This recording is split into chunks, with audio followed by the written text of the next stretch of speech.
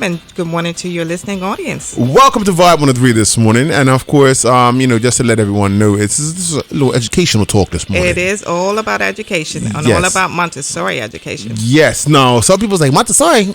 I didn't know Montessori. I see Somersfield. What's going on there? I didn't know Montessori too.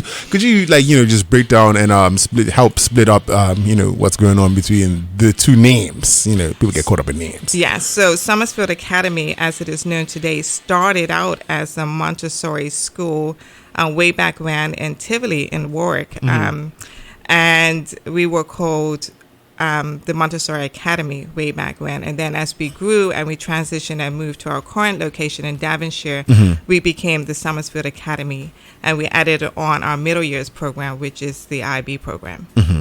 So with the school as it is now, it goes from 3 years old, 3 years is where old. our Montessori starts. Yes. And it goes all the way up to 18 years old, which is where our DP, our IB program finishes. And that's college prep, getting them ready for the next step. So it's a full week. You can send the child 3 to there. 18 years old. You can say, yeah, what school you went to? Well, I started in the Montessori, and then it's Somersfield. I got that. So what is the method? Talk to me the method between the two, because I know it's a Montessori. Montessori itself, it's a school. It's a curriculum. It's an approach. Yes, right? It's an educational approach. So it was actually designed by Dr. Montessori back in the early 20th century.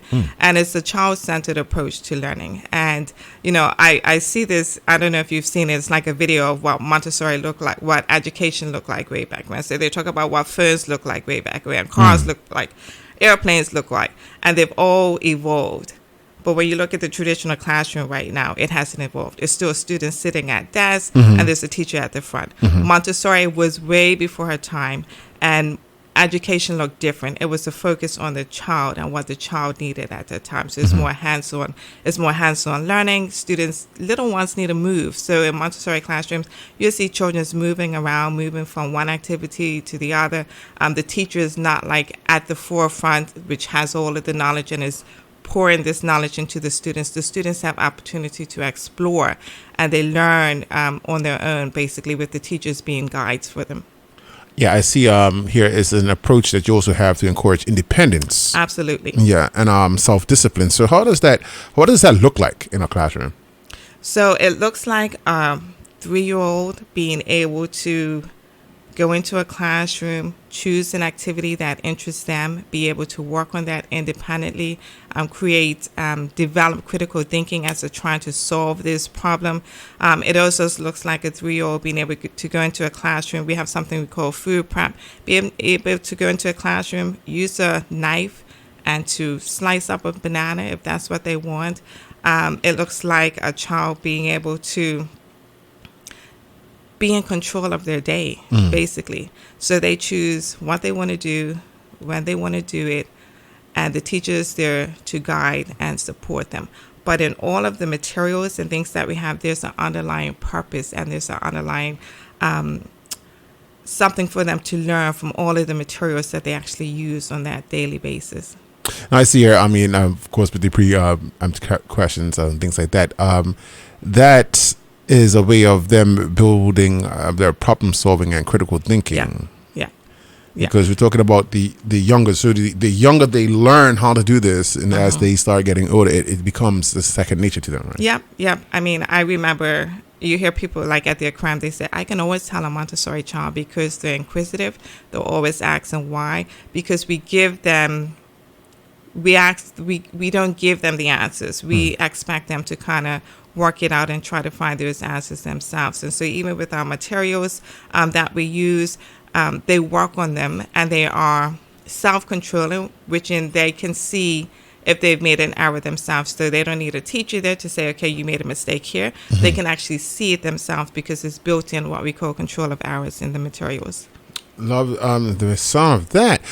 So I see here, how do mixed age classrooms in Montessori schools benefit children's social and academic development? Because I see, when you say mixed age, normally you get 3 to 4 year olds in one area. So when you talk about mixed age, what kind of mixed age is that? So that's one of the key concepts of Montessori is that they have mixed age groups. So you have 3 ages in one classroom. And so for us, we have our 3, 4, and 5-year-olds in one class. And then in our lower primary program, we have our P2, P3, and P4s in the same classroom. And it's about building community. And, students have opportunities to learn from each other.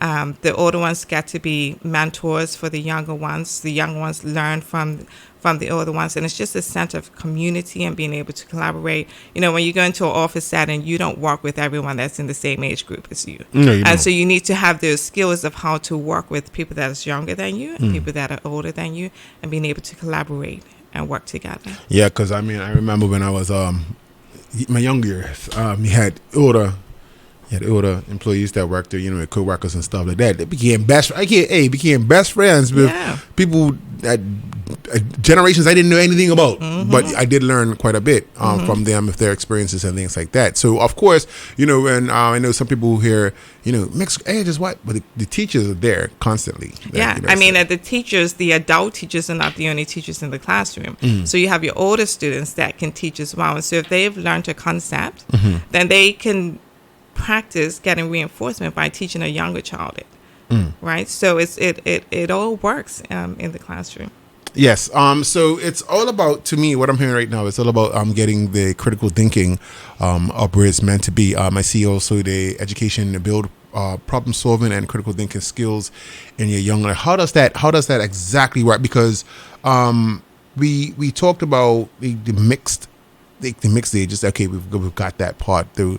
Now you have a problem. I'm a youngster. I can't figure this out. I just cannot. I'm trying. I'm working on it. I know the style and the curriculum is built on helping me get forward through independently. But in that case, how does the teacher come into play? They was like, okay, now this is how this is done. They explain this. They don't just come out and just do it for them. They will explain the steps to how to get it done. How does that work? So depending on the age group and what the problem is. So in Montessori, there are very specific materials that you will find in any Montessori school around the world. And as I said, they have this kind of built-in hour where the kids will be able to see it. But the teacher is there to be a guide. And so they may kind of like deep questioning, have you considered this or have you considered this? Some of it is obvious because of the material, but some of it you may need the teacher to ask them questions. Okay, have you considered this? What about if you do it this way? So the teacher's not necessarily giving them the answer. But encouraging the student to kind of think differently, think critically. Okay, well, maybe I should do it this way versus that way. Now, is there a special I would say school or training for teachers? Because like as you mentioned, the way of schools is so traditional. So a lot of teachers came up in that traditional style. So how do our teachers train for this type of curriculum? Yeah. So to be an authentic Montessori school, we have to have fully trained teachers, and so our teachers go abroad to do specific Montessori training because it's very hands-on and it's a very different approach, like you said, to what we may have grew up in and learning. So learning how to approach, and it's just very different. Like the child is the center of the classroom, and we have respect for the child. So we don't see the child as just a little one and we just tell them what to do and so forth. We respect the child, and we see them as little people, as people but little, right? It's just honoring them as individuals, the choices that they want, the interests that they have, and kind of guiding that. I'm listening right now. You say the children, you got the little kids, and you got, see that, mama? See, I've been telling you this all this time. You ain't been paying attention to what I've been saying. No, let's go to the open house on September 19th because I want to have a closer talk. I want to have some more talks about. That's what the little ones are saying right now. See, I tell you, it's independence, mom. I'm trying to be independent. Yes. So listen, we have something in our classroom called a Peace Corner.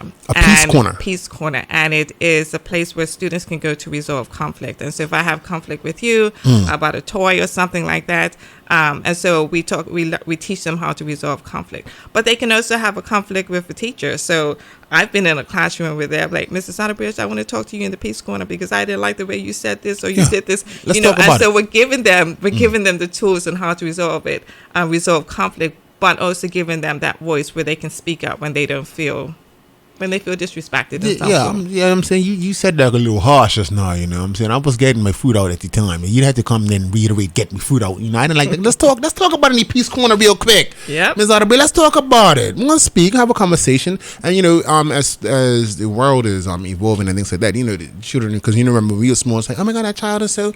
Well, that's what it looks like nowadays. Now, these children are very smart, they're very intelligent, they're aware of what's really happening around them. So, you know, it's all about guiding and molding them.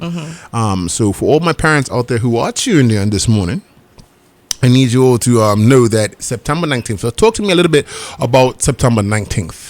So on September the 19th, we are opening up all of our Montessori classrooms. We have 5 3 to 6 classrooms. That's students from 3 years old to 6 years old. And then 5 6 to 9 classroom, which is the P2 to P4. Our intake is mainly at 3 years old. That's how you get into the school. So we want to encourage families to come. A lot of people, because some of the other private schools start at 4, they come to us at 4, and sometimes that's too late. And so if we have all of our students enrolled at 3 years old, we can only take students if an opening becomes available. So it's really important that families understand our intake is at 3 and not 4 years old. Help me understand this. So at the intake at 3 to 4 years old, so if someone's leaving middle school or whatnot, they want to come to I guess Somersfield, can they do that?